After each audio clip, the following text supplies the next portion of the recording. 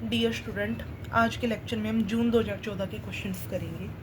हमारे पास ये स्टेटमेंट दी हुई है, 4 ऑप्शंस हैं, तो कैसे करेंगे देखते हैं। हमारे पास है देयर एग्जिस्ट ए, हमारे पास मैट्रिक्स है, first the dimension of the null space is 2। तो हमारे पास डायमेंशन 2 है, ये चेक करनी। भाई हमारे पास रैंक नलिटी थ्योरम का कॉन्सेप्ट लगाया है, तो रैंक नलिटी थ्योरम क्या कहती है? n is equal to rank of A plus nullity of A, 5 is equal to rank plus nullity. M हमारे पास मैट्रिक्स है, तो एम 2 क्रॉस 5 की मैट्रिक्स है, तो रैंक हमारे पास लेस देन इक्वल टू 2 आएगी, क्योंकि मिनिमम होती है मिनिमम ऑफ एम एन, तो मिनिमम ऑफ एम एन से 2 आनी चाहिए, 2। और रैंक अगर 2 है तो नलिटी कितनी आएगी? Greater than equal to 3।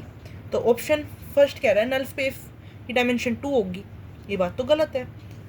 या तो 3 होगी या 3 से ज़्यादा होगी, तो बात यानी कि फर्स्ट ऑप्शन गलत हो गया। अगला ऑप्शन भी यही कह रहा है कि dimension of null space is 0, गलत, 3 या 3 से बड़ी होगी। अब यह कह रहा है कि ए मैट्रिक्स अब हमारे पास ये है, बी हमारे पास ये, first that A B is 2 cross 2 identity matrix. A हमने को ये मान ली 2 क्रॉस 5 की, बी हमने हमारे पास 5 क्रॉस 2 की ये मान ली, तो ए बी हमारे पास क्या आएगी? ए बी हमारे पास ये आएगी। तो सी ऑप्शन कह रहा है कि आइडेंटिटी मैट्रिक्स ये सही है, सी ऑप्शन करेक्ट है। तो वैसे तो पार्ट बी का क्वेश्चन है, तो हमारे पास यहाँ पे सी ऑप्शन करेक्ट हो जाता है, बट फिर भी हम फोर्थ ऑप्शन चेक कर लेते हैं। फोर्थ ऑप्शन कह रहा है कि there exist A whose null space is x1 x2 x3 x4 x5, x1 equal to x2 और x3 इक्वल टू x4 और x5।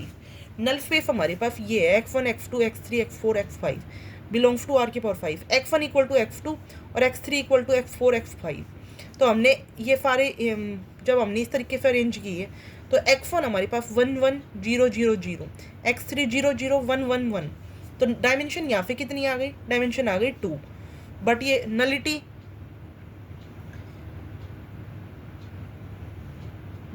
और नलिटी की जो डायमेंशन जो है वो 2 आ गई, तो not greater than equal to 3, तो ये थर्ड ऑप्शन ही करेक्ट होगा। इसने तो ये बोला है ना नल स्पेस, अगर हमारे पास यहाँ पे 5 डायमेंशन दिखाने ये की कोशिश कर रहा था, हमारा यहाँ पे ओनली थर्ड ऑप्शन करेक्ट हो रहा है। ए हमारे पास ये और बी, ये बी आइडेंटिटी मैट्रिक्स ये, तो यहाँ पे आइडेंटिटी मैट्रिक्स यार ये बी, ठीक है। अब सेकंड क्वेश्चन देखो, for the matrix A given below which of the following satisfy A की पावर 6 फिजिकल टू आइडेंटिटी। ये 4 ऑप्शन दे रखे हैं, ठीक है। इसमें से कह रहा है कौन सा ठीक है, तो ए बी सी डी हमने जब हम ट्राई करेंगे, तो मैंने सेकंड ट्राई करके देखा, फर्स्ट ट्राई किया तो नहीं बन रहा, इससे 6 मल्टीप्लाई करो, यहाँ 6 मल्टीप्लाई करो, नहीं बन रहा, आइडेंटिटी मैट्रिक्स नहीं बन रही, ठीक है। सेकंड ट्राई करके देखा, तो 1 0 0 0 0 को 6 पाई बाई 3 और fine 6 pi by 3, fine 6 pi by 3 कोफ पाई बाई 3, तो ये चीज़ 0, ये चीज़ 0, और यहाँ पे 1 और यहाँ पे 1, कोफ 2 पाई और कोफ 2 पाई, यहाँ पे 1 और यहाँ पे 1, identity matrix. Hit and trial से क्या होगा? ऑप्शन सेकंड करेक्ट होगा। हिट एंड ट्रायल करके देखा हमने, इस पे लगा के देखा, इस पे लगा के देखा, तो सेकंड ऑप्शन करेक्ट बन रहा है। अब थर्ड क्वेश्चन देखो, J B denote the 1 0 101 into 101 cross की मैट्रिक्स है which with all the entry equal to 1। हमने एंट्रीज 1 ले ली। Let I denote the identity matrix of order 1 0 1, then which determinant of J minus 1 का determinant पूछा है। तो जे डिटर्मिनेंट क्या होता है? प्रोडक्ट ऑफ सारी आइगन वैल्यू का। तो अगर जे हमारे पास 101 क्रॉस 101 की मैट्रिक्स है, तो आई इसमें से माइनस करेंगे, अगर सारी एंट्रीज 1 है तो उसमें से आई माइनस करेंगे, तो आई माइनस करेंगे तो 1 1 1, इसमें से आई माइनस करेंगे तो क्या बचेगा? आइगन वैल्यू क्या बचेगी? जे की आइगन वैल्यू है, मैंने जे मैट्रिक्स की आइगन वैल्यू लिख ली, इन सब का फॉर्म कितना आएगा? 101, इसका फॉर्म कितना आएगा? रो का 101, इसका फॉर्म कितना आएगा? 101, यानी कि मैट्रिक्स, यानी कि एक आइगन वैल्यू तो 101 हो गई, बाकी सारी 0 हो गई, यानी 100 टाइम्स 0 हो गया। अब आइगन वैल्यू ऑफ आइडेंटिटी की कितनी होगी? सारी 1 होगी, तो 100 टाइम ये आ गया। अब जे माइनस आई की पूछिए, 101 माइनस 1, 100 माइनस 1 यानी कि 100, 0 माइनस 1 माइनस 1 ऐसे करते गए, तो 100 इंटू माइनस 1 की पावर कितनी? 100, तो 100 इंटू माइनस 1 की पावर 100 कितने हो गई? ये 1 हो गया, तो 100 आंसर आ गया। तो करेक्ट आंसर क्या आएगा? डी, 100। अब देखो फिफ्थ क्वेश्चन, ए 5 क्रॉस 5 की मैट्रिक्स है, रियल एंट्रीज है, such that sum of the entries in each row of A is sum 1, then the sum of all entries in A की पावर 3 इज क्या होगा, ए हमने 5x5 की मैट्रिक्स ले ली, ए हमने 5x5 की कोई भी मैट्रिक्स ली है real entries such that sum of all the entries in each row, हर एक रो का सम जो है वो 1 है, इफ का भी सम 1 है 1 है 1 है 1 है 1 है। तो हमने R1 और R2 इंटरचेंज कर दिए, R1 R2 इंटरचेंज किए तो हमारे पास आइडेंटिटी मैट्रिक्स बन गई। ठीक है भाई, फम 1 है तो कोई ना कोई रो इंटरचेंज करेंगे तो कहीं ना कहीं हमारे पास आइडेंटिटी मैट्रिक्स बन जाएगी। तो sum of all the entries in A cube पूछा है, अगर आइडेंटिटी मैट्रिक्स है हमारे पास तो आइडेंटिटी का स्क्वायर भी आइडेंटिटी बनेगा, आइडेंटिटी का क्यूब भी आइडेंटिटी बनेगा। तो sum of all the entries in A cube के अंदर सम करेंगे तो कितना बनेगा, सारी एंट्रीज का सम करेंगे तो कितना बनेगा 5, तो यानी कि सी ऑप्शन करेक्ट है। फिफ्थ क्वेश्चन पे आ जाओ, गिवन द परमुटेशन, हमारे पास ये परमुटेशन है, matrix is defined as 1 whose ith column is this और jth कॉलम, हमारे पास सिग्मा ये है 1 3 3 2 2 1, तो यहाँ पे 1 3 2 बन गया और 4 5, तो एल्फियम 3 ऑर्डर का और 2 ऑर्डर का, एल्फियम ऑफ 3 और 2 ऑर्डर का कितना होगा 6, तो एक की पावर 6 आइडेंटिटी है, तो एक की पावर 6 आइडेंटिटी, तो इसमें अगर हमने एक की पावर दोनों तरफ ए इनवर्स से मल्टीप्लाई कर दिया तो सिर्फ थर्ड ऑप्शन ही करेक्ट बन रहा है, बाकी कोई ऑप्शन करेक्ट नहीं है, यानी कि सी ऑप्शन सही है। आगे क्वेश्चन देखो, फिक्स्ड क्वेश्चन, ये पार्ट बी का सी का क्वेश्चन है।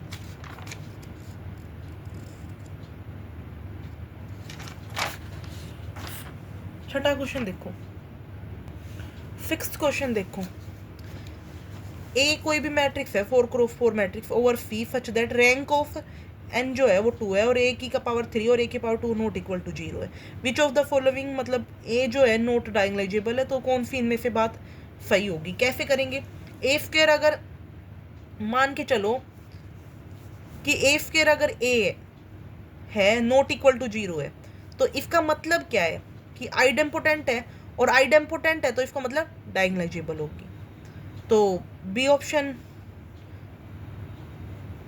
बट इसने तो बोल रहा है कि नॉट डायगोनलाइजेबल, नॉट डायगोनलाइजेबल, तो ये गलत ऑप्शन हो गया, यानी कि ये तो गलत ऑप्शन है, ए स्क्वायर अगर ए आइडेम्पोटेंट है तो डायगोनलाइजेबल होगी, बी ऑप्शन तो गलत हो गया। अब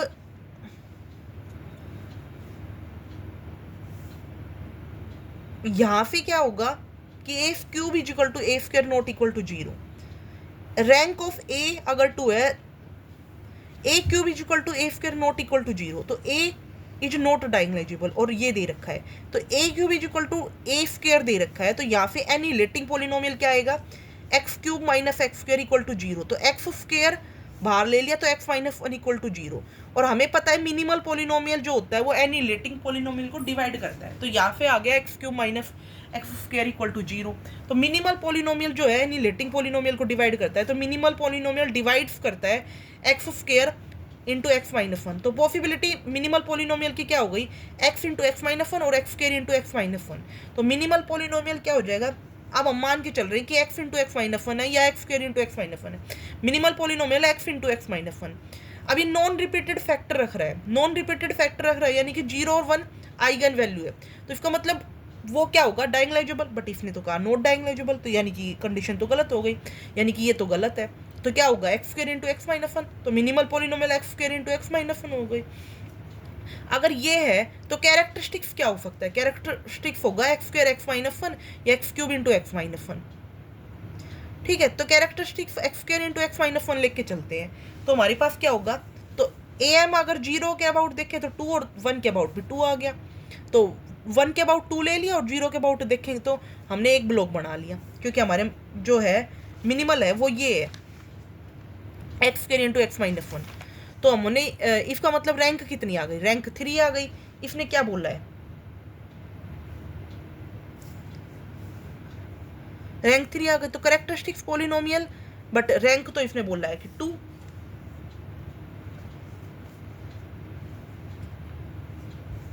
रैंक बोल रहा है ना इसने 2, रैंक 2, तो यानी कि ये ऑप्शन तो, यानी कि यहाँ पे ये पॉलिनोमियल तो नहीं होगा, तो कैरेक्टरिस्टिक्स ए की कंडीशन बचती है, कैरेक्टरिस्टिक्स होगा x square x cube into x minus 1, यानी कि ए एम के 0 के अबाउट 3 हो गया, 1 के अबाउट 1 हो गया, तो यहाँ पे हमने जॉर्डन ब्लॉक बनाया तो ये बन गया 1 0 0 1 और 1 ये हो गया, तो यहाँ पे क्या होगा,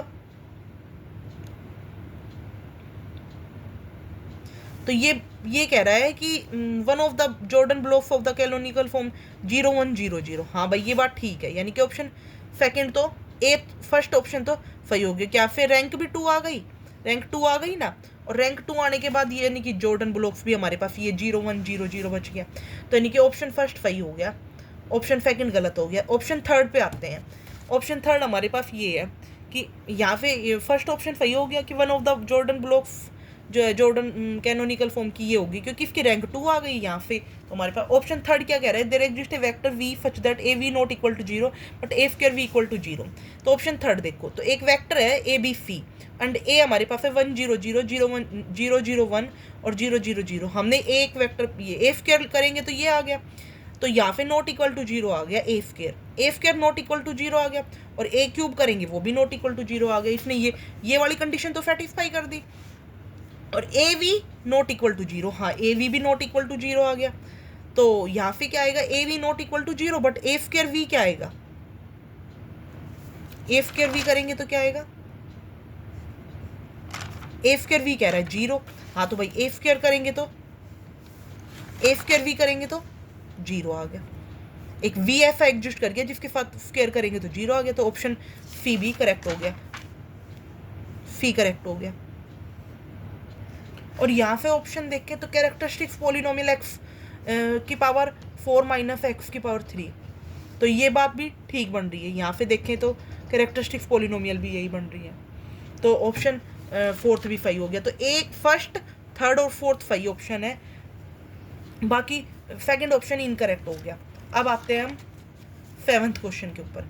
सेवंथ क्वेश्चन क्या कह रहा है, V W be the vectors in an inner product space V satisfying. अगर ये इनर प्रोडक्ट 2 है और यू वी की इनर प्रोडक्ट 0 है, वी यू डब्ल्यू की जो है 1 है, ये -1 है, तो कौन सी बात ठीक होगी इसमें से। तो कैसे करेंगे इस क्वेश्चन को, W plus V minus U की इनर प्रोडक्ट निकाल लेते हैं। इसके इनर प्रोडक्ट का स्क्वायर कैसे करेंगे, इसकी इनर प्रोडक्ट को हमने ऐसे लिख दिया और ये फोल्ड कर दिया हमने, हैं इसकी वैल्यू दे रखी हमने, ये दे रखी, ये दे रखी, सारी वैल्यू दे रखी हमने, पुट कर दी, ये आ गया 2√2। तो ये फर्स्ट ऑप्शन तो सही है। अब बी ऑप्शन क्या कह रहा है, 1/2 U 1/2 V form an orthonormal basis. Orthonormal basis क्या होती है कि खुद के साथ तो इनर प्रोडक्ट 1 आए और दूसरे के साथ करें तो 0 आए। तो 1/2 यू 1/2 वी 1/2 यू का स्क्वायर किया तो 1/2 यू 1/2 यू 1/2 बाहर ले लिया 1/2 यू से इनर प्रोडक्ट करेंगे तो 1/4 यू का स्क्वायर 1/4 यू का स्क्वायर करेंगे तो 4, ये 1 आ गई। 1/2 वी करेंगे इसकी इनर प्रोडक्ट करेंगे तो ये भी 1 आ गई। दूसरे के साथ कर रहे हैं 1/2 इंटू 1/2 यू वी की इनर प्रोडक्ट करेंगे तो 0 आ गई। तो यानी कि ये ऑर्थोनॉर्मल बेसिस बना रहा है। सेकंड ऑप्शन सही हो गया। अब कह रहा है कि W और 4 minus W are orthogonal to each other. W 4U minus W 4U minus W 4 into inner product of WU minus WU का स्क्वायर। इसका करेंगे तो कितना आएगा, W की इनर प्रोडक्ट स्क्वायर करेंगे तो कितना आएगा, 4 आएगा, क्योंकि ये दे रखी है हमारे पास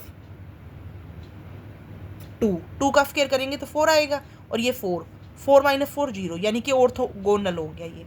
अब option D, U V and W are necessarily linearly independent. U V W करेंगे तो linear combination 0, C I equal to 0, तो इसकी इनर प्रोडक्ट करेंगे तो 0।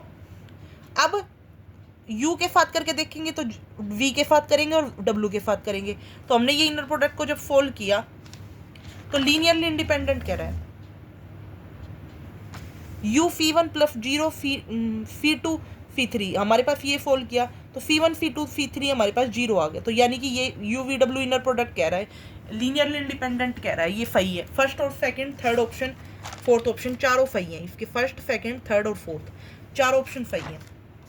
अब आते हैं हम 8th क्वेश्चन के ऊपर, किसमें से कह रहा है let we denote the vector space of all polynomial over R degree less than और equal to n which of the following define a नोम। तो इनमें से कौन सा नोम बनाएगा। नोम की कंडीशन क्या होती है, नोम की कंडीशन होती है कि पॉजिटिव होना चाहिए, इक्वल टू 0 होना चाहिए। अगर v 0 है, k of v equal to k of का नोम इंटू मोड v के नोम, और दोनों का सम अलग अलग लेस देन इक्वल टू। तो हमारे फर्स्ट करके देखा तो फर्स्ट बिल्कुल सही बन रहा है, सेकंड भी सही बनेगा, थर्ड भी, इनमें से फर्स्ट सेकंड थर्ड तीनों कंडीशन को सेटिस्फाई कर रहे हैं, बट फोर्थ नहीं कर रहा। देखो हमने ये कंडीशन लगाई, पहली कंडीशन पॉजिटिव तो होगा ही, तो पहली कंडीशन पॉजिटिव है, पी का norm equal to 0 if and only P equal to 0। तो सेकंड कंडीशन, थर्ड कंडीशन पे आएंगे तो हमारे पास के का मोड के इक्वल आ जाएगा, ठीक है। फोर्थ कंडीशन भी, थर्ड कंडीशन भी सेटिस्फाई कर रही है। इस तरीके से अगर हम बी और सी चेक करेंगे तो ये सही है, बट फोर्थ जो है वो फोर्थ ऑप्शन क्या कह रहा है, P of T equal to 0, इसका डेरिवेटिव जो आएगा वो 0 आएगा, पी का नॉर्म इक्वल टू 1, सुप्रीमम लेंगे तो इसका सुप्रीमम 0 का लेंगे तो 0 आ जाएगा, बट पी का नॉर्म जो है वो नॉट इक्वल टू 0, ठीक है। तो ऑप्शन, तो ये दोनों इक्वल नहीं हुए, तो इसका मतलब फर्स्ट सेकंड थर्ड तीन ऑप्शन करेक्ट हो गए, बाकी फोर्थ ऑप्शन इनकरेक्ट हो गया। 9th क्वेश्चन पे देखो, क्वेश्चन ये है, पार्ट सी के क्वेश्चन है, थोड़े लंबे क्वेश्चन है, टाइम तो लगता है।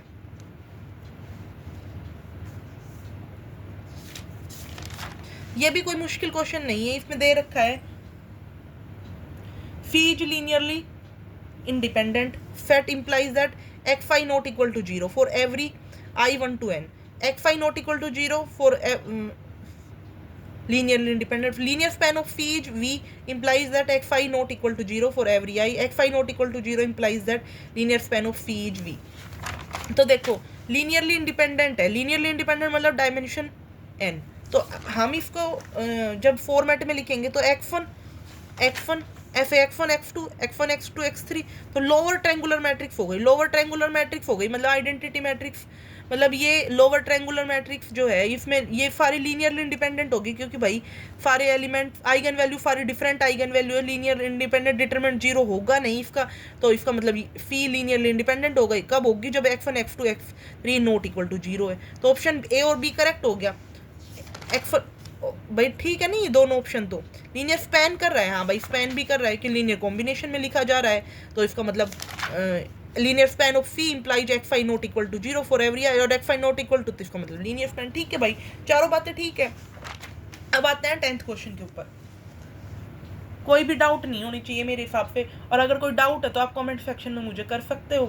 Consider homogeneous system of linear equation A X equal to 0 where A is real, इसमें पूछ रहा है कि सॉल्यूशन होगा, ए एक्स के पास सॉल्यूशन होगा, non zero solution, non has a non zero solution, dimension of the space of solution is at least. देखो ए x अगर इक्वल टू 0 है तो इसका मतलब होमोजीनियस सिस्टम है, होमोजीनियस सिस्टम है, और होमोजीनियस सिस्टम हमें पता है ऑलवेज कंसिस्टेंट होता है, तो ए एक्स इक्वल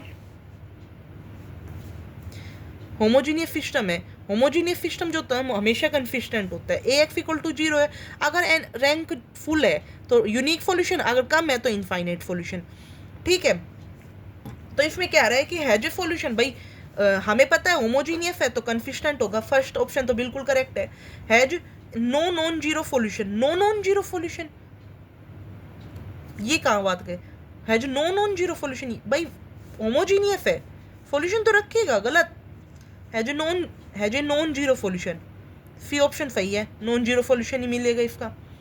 डायमेंशन की बात कर लेते हैं अब, तो डायमेंशन की बात करेंगे तो क्या आएगा कि n जो है रैंक प्लस नलिटी, तो रैंक कितनी है n माइनस रैंक, n कितनी है n, रैंक कितनी है m, तो n माइनस m, तो इसका मतलब होमोजीनियस सॉल्यूशन के पास तो n माइनस m ही रैंक होगी, डायमेंशन ऑफ द स्पेस कितनी होगी एटलीस्ट n माइनस m, तो यानी कि फोर्थ ऑप्शन सही है, फर्स्ट ऑप्शन सही है, थर्ड ऑप्शन सही है, फोर्थ ऑप्शन सही है, बाकी सेकंड ऑप्शन गलत है, नो नॉन जीरो सॉल्यूशन, यानी कि ए सी डी सही ऑप्शन है।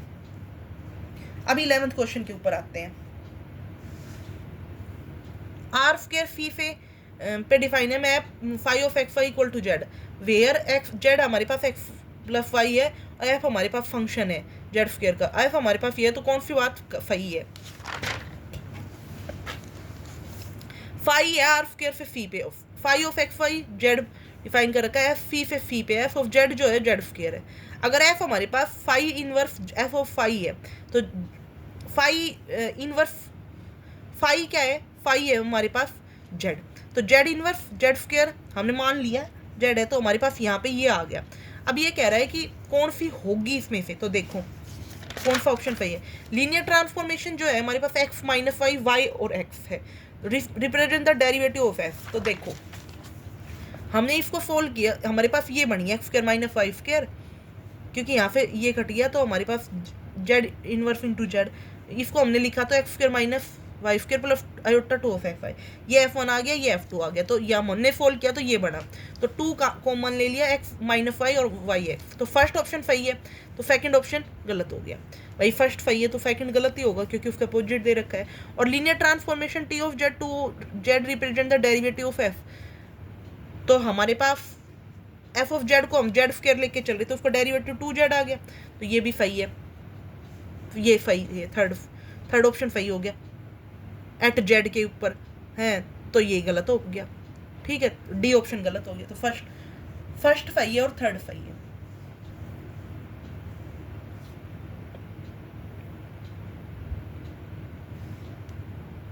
आई होप आपको यहाँ तक समझ में आया होगा। अगला क्वेश्चन देखो, अगला क्वेश्चन कुछ भी नहीं है, ये क्वेश्चन की स्टेटमेंट है कि t11 है, t(on2) है, t इन्वर्टिबल है, t डिटरमिनेंट 0 है। अब देखो थर्ड और फोर्थ में से तो एक ही होगा सही, इन्वर्टिबल होगा या डिटरमिनेंट 0 होगा। अगर इन्वर्टिबल है तो 1 1 on2 अपने आप हो जाएगा।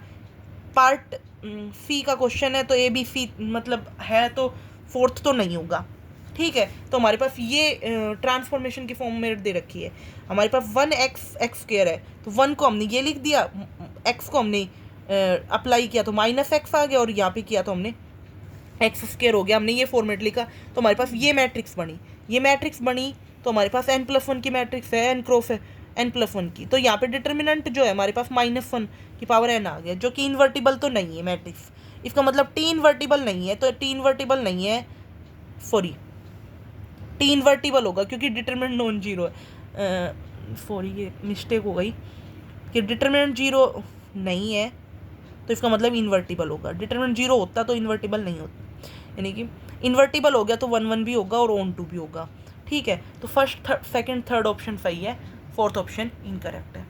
आई होप आपको ये क्वेश्चन समझ में आया होगा। देखो यहाँ से बहुत क्लियरली दिख रहा होगा आपको कि ये फॉर्मेट लिखा हुआ है, 1x स्क्वायर ये लेके चले हैं, 1 को हमने डाला तो हमारे पास 1 आ गया, x को डाल लेंगे तो यहाँ पे x आ जाएगा, -x आ जाएगा, क्योंकि हमारे पास -1 की पावर n है, तो ओड पावर हो गई, तो ये हमारे पास -1 हो जाएगा और x स्क्वायर हो जाएगा, तो हमने यहाँ पे फोल्ड किया तो हमारे पास ये आ गया।